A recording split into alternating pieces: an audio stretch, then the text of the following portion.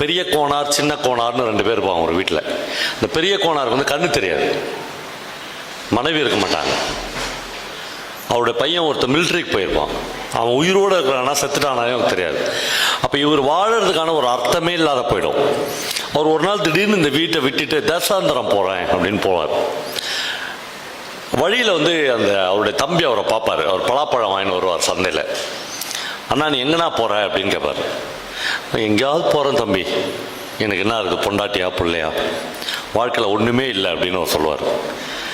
அப்போது அந்த பெரியவர் முன்னாடி அவருடைய தம்பி சுருட்டு பிடிக்கிற பழக்கம் இருக்கும், ஆனால் அவர் முன்னாடி பிடிக்க மாட்டார். தனியாக அவருக்கு தெரியாமல் போய் ஒரு தனியான பகுதியில் பிடிப்பார். அப்போ ஒரு பையன் அவன் பையன் கேட்பான், அப்போ பெரியப்பாவுக்கு தான் கண்ணு தெரியாதுல்ல, அவர் இதில் நீ சுருட்டு பிடிச்சா என்ன அவருக்கு எப்படி தெரியும் அப்படின்னு கேட்பான். இலக்கியம் என்ன அப்படின்னு நான் உணர்ந்துக்கினேன்னா, அப்போது அந்த சின்ன கோனார் சொல்லுவார், அவருக்கு கண்ணு தெரியாது தம்பி, எனக்கு கண்ணு தெரியுமேன்னு சொல்லுவார். அவருக்கு கண்ணு தெரியாதவர்களாம், எனக்கு கண்ணு தெரியும் அப்படின்னு சொல்லுவார். அந்த எனக்கு கண்ணு தெரியும்னு ஒருத்தன் சொன்னான்ல, அதுதான் லிட்ரேச்சர். அந்த ஒரு இடத்துல பயணிக்கிறதுக்கு தான் ரைட்டர்ஸ் வந்து நிறைய விஷயங்களை பண்ணுறாங்கன்னா, பல இடங்களில் சொன்ன மாதிரி ஒரு ஒரு ஒரு மனித சமூகத்தினுடைய இந்த அமைப்பினுடைய மிக உயரத்தில் இருக்கிற ஜனாதிபதி பிரதமரை விட ஒரு அடி உயரம் ஒரு எழுத்தாளனுக்கு எப்பயுமே உண்டு. அவன் தான் நம்பர் 1, அவனுக்கு கீழே தான் மற்ற எல்லாமே. ஏன் அப்படின்னா அவன்தான் இந்த வாழ்வின் அட்வைஸ் பண்றவன் இல்லை சார் ரைட்டர். நான் ஒரு மணி நேரம் உங்களோட பேச போறேன்னா ஒரு வார்த்தை கூட என் வாயிலிருந்து அட்வைஸ் பண்ணவே மாட்டேன். நான் உயிரே பண்ணாலும் நான் யார் உங்களுக்கு அட்வைஸ் பண்றதுக்கு? ஏன்னா என் வாழ்க்கை உங்க வாழ்க்கை வேற கிடையாது. ஒரு PhD இங்க உட்காந்துக்கிறாரு, அவருக்கு கார் ஓட்டுற அவருடைய டிரைவர் பின்னாடி உட்காந்துக்கிறாரு, 2 பேர் இருக்காங்க. 2 பேருமே இப்போ என்ன டிபியில் வந்து பார்த்தாங்க. இன்னைக்கு 9 மணிக்கு இந்த மீட்டிங் முடிச்சுட்டு PhD சார் அவங்க வீட்டுக்கு போக போறாரு, டிரைவர் அவங்க வீட்டுக்கு போக போறாரு. 2 பேருடைய வாழ்க்கையும் வேற,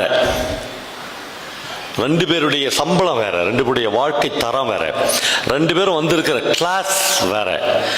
இவங்க 2 பேருக்கும் இந்த உலகத்தில் ஒரு பொது நியாயம் இருக்கவே முடியாது. ஒரு நீதிபதிக்கும் ஒரு திருடையே தொழிலாக கொண்ட ஒரு திருடனுக்கும் ஒரு நியாயம் இருக்கவே முடியாது. அவனுக்குள்ள ஒரு ஜஸ்டிஸ் வச்சுக்கிறான்.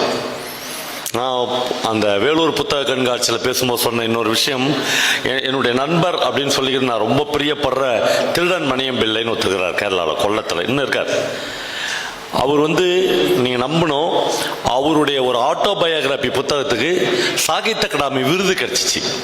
இங்கே இருக்கிற இலக்கிய நண்பர்கள்லாம் கிடைக்கும் தெரியும். நான் ஒரு தடவை கேரளாவுக்கு ஒரு பெரிய கிரிமினல் லாயர் வந்து கொல்லத்தில் அவருடைய புத்தகத்தை வெளியிடுறதுக்கு என்னை கூப்பிட்டுருந்தார். நான் போயிருந்தேன். கவர்மெண்ட் கெஸ்ட் ஹவுஸில் எனக்கு ரூம் போட்டிருந்தாங்க. நான் வந்து திருடன் மணியம் பிள்ளைக்கு ஃபோன் பண்ணி அந்த கெஸ்ட் ஹவுஸ் வர சொல்லியிருந்தேன். அவர் வந்திருந்தார். இந்த லாயர் வந்து அவர் குடும்பத்தோடு வரவேற்கிறதுக்கு என்ன வந்திருந்தார். வந்தோடனே நான் இவர் அவருக்கு இன்ட்ரடியூஸ் பண்ணேன், சுரேஷ் இவர் வந்து திருடன் மணியம் பிள்ளைன்னு. அவருக்கு ஹார்ட் அட்டாக்கே வந்துடுச்சு. அவர் நான் ஏதோ தப்பாக சொல்கிறேன்னு கல்வனோ அப்படின்னு கேட்டார். கல்வன் திருடனோ ஒன்று, பக்கா கல்வன் நான். இவரை ஏன் நீ வர சொல்லிக்கிறேங்க இந்த மாதிரி என்னை பார்த்தாரு. அப்போ நான் அடுத்த ஷாக் சொன்னேன், ஒன்றும் இல்லை, இவருடைய ஆட்டோபயோகிராபிக்கு சாகித்ய அகாடமி விருது கிடச்சிக்குது என்ன. ஐயோ எந்த தெய்வமே அப்படின்னார் அவரு.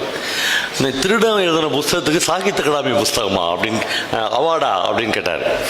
எப்பயுமே நண்பர்களே, நான் இன்றைக்கு ஒரே ஒரு விஷயம் சொல்கிறேன், திருடர்கள், பாலியல் தொழிலாளிகள், திருநங்கைகள், கூட்டி கொடுப்பவர்கள், பிச்சை எடுப்பவர்கள், பிட்பாக்கெட் அடிப்பவர்கள் என்று ஒரு கேட்டகரியை நீங்கள் போட்டுக்கினே போனீங்கன்னா உலகத்தில், இந்த உலகத்தில் எழுத ஆரம்பித்த எல்லா எழுத்தாளர்களும் இவர்கள் பக்கத்தில் தான் இருந்திருக்கிறார்.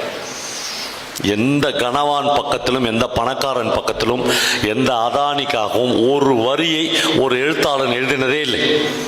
அப்படி எழுதினவன் எவனும் எழுத்தாளனாக இருக்கவே முடியாது. பாவப்பட்ட அல்லது பாவப்பட்டதாக அறியப்பட்ட, என்ன சார் நீங்க பேசுறதே ரொம்ப தப்பா, ஒரு திருடன் கூட ஒரு எழுத்தாளன் இருக்க முடியுமா அப்படின்னு நீங்க கேட்டீங்கன்னா, அதான் அவன் ஏன் திருடன் ஆனான் அப்படி நிறைய அதுக்குள்ள பெரிய விவாதங்களையும் தர்க்கங்களையும் எழுத்தாளன் ஒரு நாளும் உங்களுக்கு உருவாக்கி கொண்டே இருக்கிறார்.